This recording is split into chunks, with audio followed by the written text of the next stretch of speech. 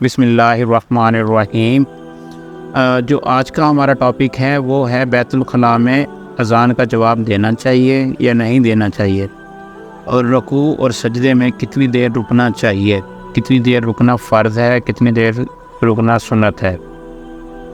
तो इसके हवाले से हम डिटेल में जानेंगे। तो जो हमारा पहला मसला है वो है कि रुकू और सजूद में कितनी देर ठहरना चाहिए। जब हम रुकू करते हैं या सजदा करते हैं तो कितनी देर रुकना चाहिए।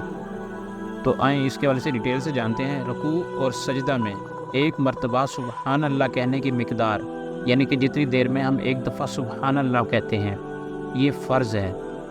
इससे कम वक्फ़ा, मतलब अगर हमने इतनी देर रुकू किया कि हम सुबहान अल्लाह मतलब इतनी देर में हम कहते हैं, उससे भी कम वक्फ़े में अगर हम उठ जाते हैं या हम रुकू कंप्लीट कर लेते हैं तो हमारा रुकू नहीं होगा, ना सजदा होगा।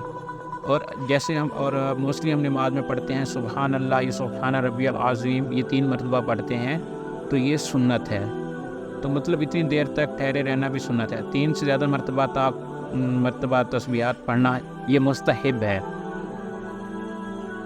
और इतनी देर ठहरना कि हम एक मरतबा सुबहान अल्लाह ये पढ़ लें तो ये फ़र्ज़ है। और जो हमारा दूसरा मसला है वो है बैतुल खला में अज़ान का जवाब देना। अगर हम बैतुल खला में हैं और अज़ान हो रही है या अज़ान आ गई तो हमें जवाब देना चाहिए या नहीं देना चाहिए, इसके हवाले से जानते हैं। अगर बैतुल खला में आपको अज़ान की आवाज़ सुनाई दे तो जवाब बिल्कुल नहीं देना चाहिए। वहाँ अल्लाह ताला और उसके रसूल मुकर्रम सल्लल्लाहु अलैहि वसल्लम का नाम लेना या कुरान की तिलावत करना या तस्बीहात दरूद पढ़ना या कलमात अज़ान को दोहराना खिलाफ अदब और गुनाह है। सो हमें ऐसी चीज़ों से गुरेज़ करना चाहिए।